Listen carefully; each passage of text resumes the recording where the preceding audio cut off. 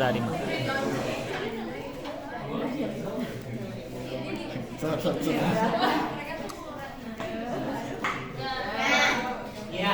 Yang pertama kan standes, ya udah nggak perlu ya. Terus habis itu time series plot. Ini time series plot yang dimasukin return postnya. Udah, nih gambar time seriesnya gini. Udah tuh, habis itu kita split jadi data training, data testing. Nah di sini pakai 80%, 20%. Jadi copy datanya training sebanyak sampai yang 96. Testingnya 97 sampai 120 taruh di testing. Oke, kan training testingnya 80%, 20%. 80% dari 120 kan 96. Nah itu 96 data yang atas copy di variabel baru namanya training. Terus dari 97 sampai 120 itu copy di variabel baru namanya testing. Oke, aku pindah aja lah. Tukar Ki. 96 sampai 96 training, sisanya testing. Tahu di situ. 97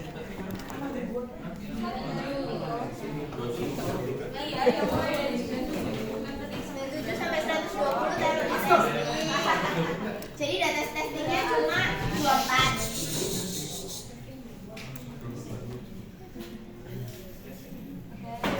Udah?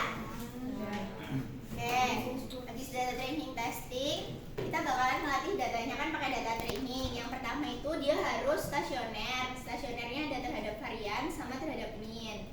Kalau stasioner terhadap varian itu pakainya control chart, box transformation. Terus ini yang dimasukin data training, subgroup size-nya 1. Jadi dia dibaca data individu gitu. Udah, di oke. Habis itu muncul ini kan, rounded value-nya 1. Berarti dia udah stasioner terhadap nilai varians. Nah, kalau belum stasioner terhadap varians, misal kalian kemarin ada yang nyoba nilainya 0,5 atau 0,4 gitu, itu berarti harus ditransformasi. Cara transformasinya gimana? Ini control chart, box transformation. Ini kan, udah kan? Habis itu di option. Habis itu ini di store di, misal mau aku store di C10 gitu. Nah, ini berarti setelah ditransformasi itu hasilnya di sini. Nah, di situ kalian cek lagi. Nah, ini nggak usah disebar lagi.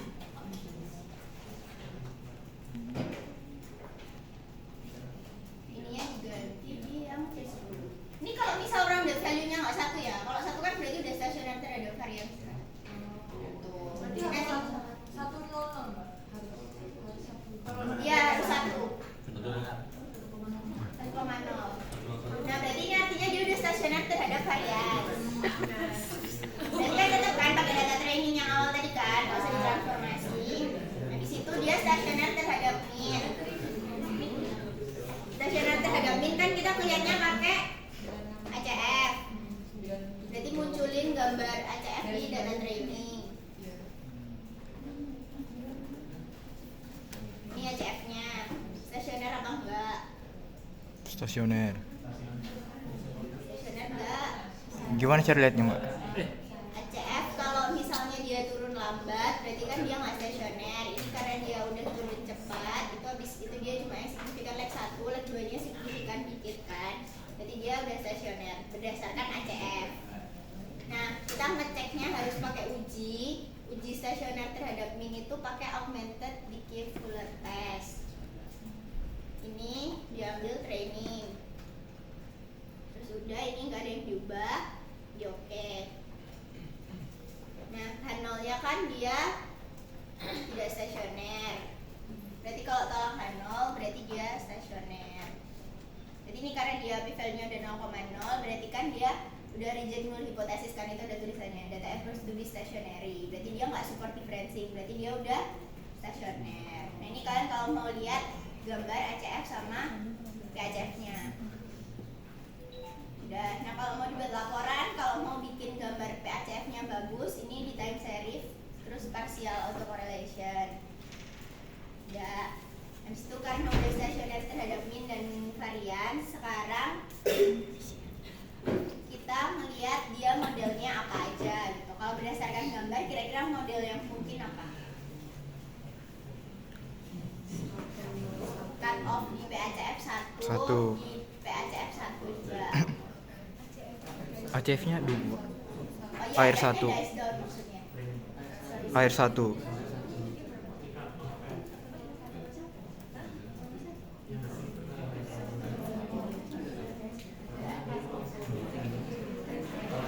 Ya, jadi ACF-nya kan ada dice down. Tapi dia ada yang signifikan kan, 1, PACF-nya 1. Itu berarti karena dia nggak support differencing tadi, berarti kemungkinan modelnya itu A5 1 0 1. Tuh, nah terus kalau kalian mau, biasanya Bu Dina sih minta kemungkinan 5 model ya. Kalau kalian mau forecast pakai base A5, Forecast. forecast with base A5, training udah. Nah ini nanti muncul model yang dia itu berdasarkan nilai AIC-nya itu diurutin dari yang terkecil. Ini kan model yang di sini 101, 200, 100 gitu. Cara bacanya P-nya AR, Q-nya berarti MA. Berarti Ya. ambil 5 paling atas saja Mbak berarti. Ya, tapi sesuaiin sama time seriesnya ya. Gambar ACF-ACF-nya. Soalnya kadang di sini tuh ada modelnya, tapi kalau PACF-ACF-nya kayak nggak menunjukkan model itu. Oh iya. Tuh. Sekarang ini berarti 101 ya. Kita coba 101 berdasarkan gambar kan tadi dari 101. Time series A5 training ini 101. Ada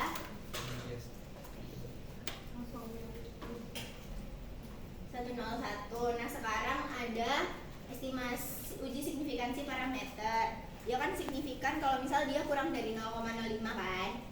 Ini. Nah, ini AR-nya kurang dari 0,05, MA-nya juga kurang dari 0,05. Berarti dia udah signifikan, parameternya udah signifikan. Berarti dia modelnya boleh dipakai. Dia kalau nggak signifikan modelnya nggak boleh dipakai ya. Jadi dieliminasi. Terus habis itu sekalian aja sambil uji diagnostik residual. Dia kan harus white noise. Berarti dia harus gagal tolak kan. Nah ini p-value-nya kita lihat di lag 12, 24, 36, 48. Itu dia p-value-nya lebih dari 0,05. Berarti dia udah gagal tolakan 0. Berarti dia udah white noise model ini. Udah.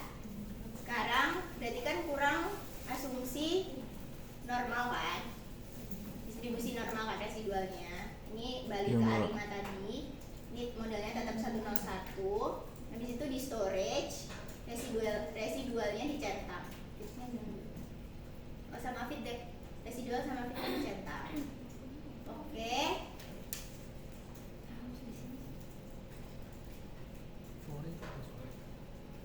Udah nih residualnya kan udah muncul. Habis itu di stat, basic statistik, normality test. Ini kita pakai yang ini residual yang Residual. tadi. Ini terserah mau pakai Anderson Darling, Ryan Joyner atau Kolmogorov Smirnov. Nanti kalian cari jurnalnya. A5 tuh lebih cocok pakai apa? Udah. Nah kalau ini berdasarkan ini dia kan lebih dari 0,1. Kan handle-nya dia berdistribusi normal. Berarti kalau gagal tolak kan berarti dia berdistribusi normal kan. Beda. Berarti model 101 dia udah signifikan parameternya, terus dia memenuhi uji white noise, dia juga memenuhi asumsi residualnya berdistribusi normal. Berarti dia bisa dipakai ke evaluasi model.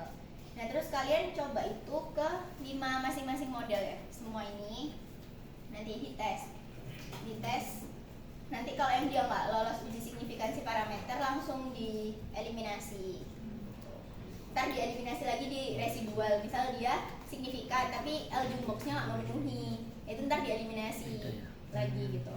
Nah nanti yang ada di evaluasi model yang dia berdistribusi normal, yang dia white noise, dan yang dia signifikan. Nah terus habis itu buat evaluasi model kan biasanya pakai MAPE, AIC sama RMSE. banyak kan itu kriteria evaluasi model. Cara evaluasi modelnya gimana? Kan tadi kita punya data training. Nah, modelnya 101. Evaluasi modelnya itu kita pakai ini data training 101. Kita forecast sebanyak data testingnya. Kan tadi kita punya 24 data testing. Jadi kita mau ngebandingin hasil forecast kita ini sama data testing kita. Kan data training kita cuma 96. Kita mau ngelengkapin dari 97 ke 120 itu, nanti dibandingin sama data testing yang dia juga jumlahnya 24 tadi gitu. Ini aku taruh di C5. Udah. Nih. Nah, ini berarti hasil forecast dari 1. Udah. Nah, di situ kalau kalian mau bikin plot buat kayak kan kalian punya model. Jadi nanti itu modelnya itu bikin kayak apa ya? Y topinya kan, prediksinya kan dari 96 data tadi. Nah, itu nanti dicentang yang di Arima tadi dicentang nanti plotnya keluar di sini. Ntar bikin grafiknya.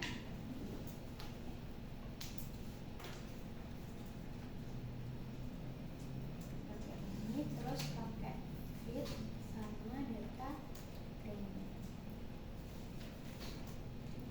Nah, ini. Jadi nanti kalian bisa tahu kayak kalian bisa bilang di laporannya kalau fitnya kita, modelnya kita itu dia cukup mengikuti data trainingnya kan, kayak cuma selisih tapi dia bisa baca kayak kalau lagi naik dia juga ikut naik, kalau lagi turun dia juga ikut turun. Terus udah kan tadi udah tuh distribusi normal, terus kita lanjut ke evaluasi model. Nah, evaluasi modelnya itu pakai data yang 24 tadi sama data testing. Kita ke Excel.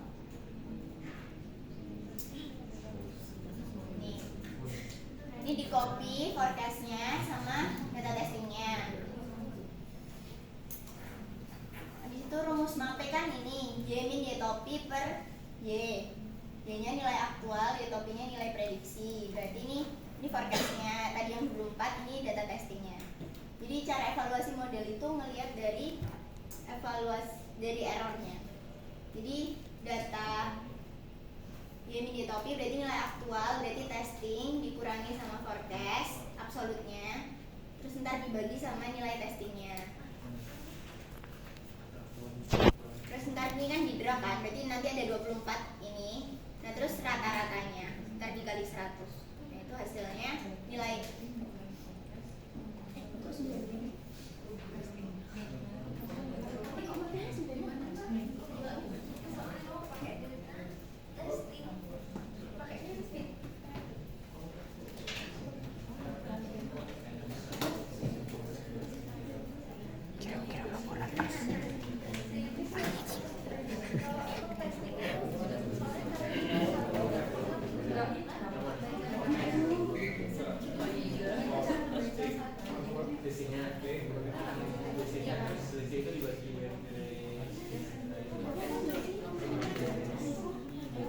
Bisa kayak gini ya.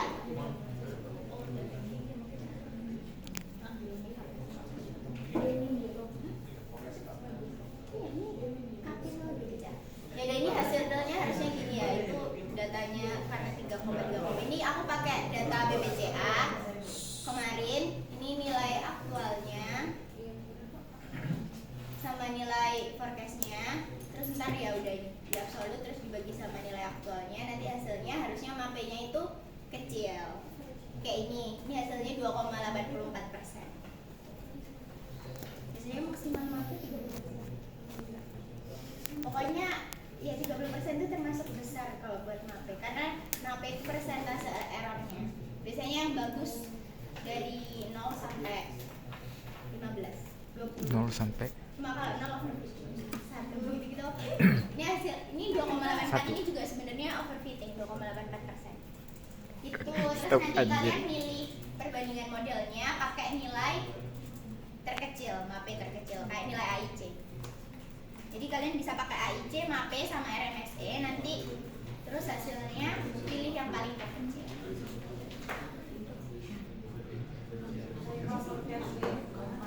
Nah terus kan tujuan kita buat di Arima itu kan ngeramalin kan. Ini kan kita masih tahu model terbaiknya doang. Habis dari sini kan kalian tahu tuh model terbaiknya apa. Anggaplah model 101 ini adalah model terbaik ya.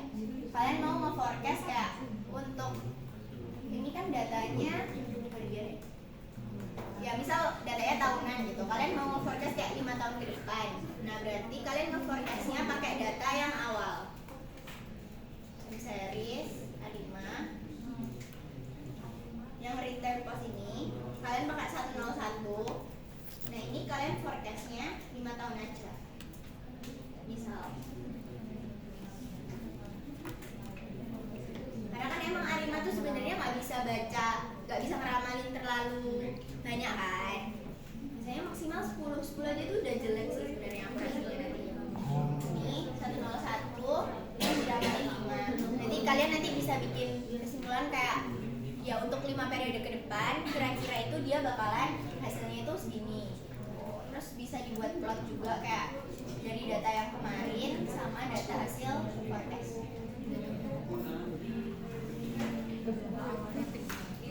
Misalnya ini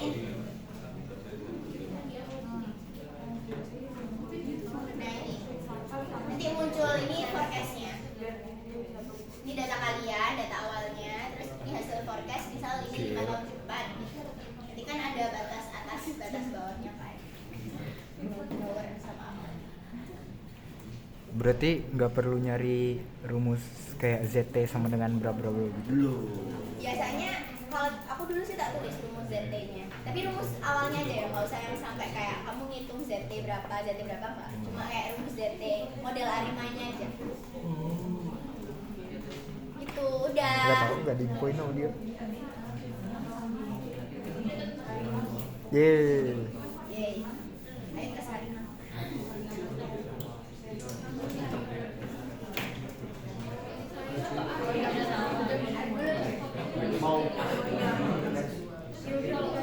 Ini kalau ini matiin aja gak apa sih.